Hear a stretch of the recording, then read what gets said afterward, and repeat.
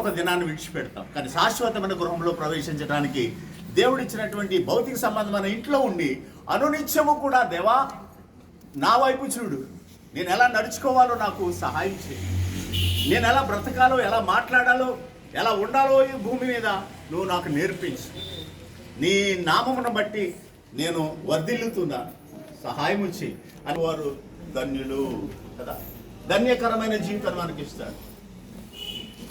మొట్టమొదటి యెహోవా యందు భయభక్తులు కలిగి ఉండాలి. కాబట్టి అటువంటి అనుభవంలోనికి మనం అందరం మరి రావాలని కోరుకుంటూ ఉన్నారు ప్రభువైన యేసుక్రీస్తు.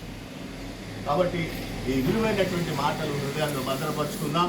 మరి నాసిరావు గారి జీవితంలో, వారి కుటుంబ జీవితంలో దేవుడు మరి నూతన గృహాన్ని, ఇల్లు లేని వారు అనేక మంది ఆ పూరు గుడిసుల్లో, ఆ షెడ్లలో ఈ వేసవకాల భయంకరమైన పరిస్థితుల్లో ఉంటూ ఉన్నారు.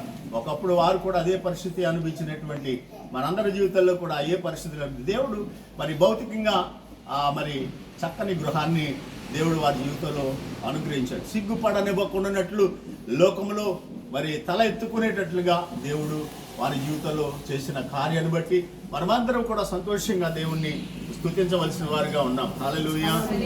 ప్రార్థన చేసుకుందాము. ప్రార్థన చేసుకున్న తర్వాత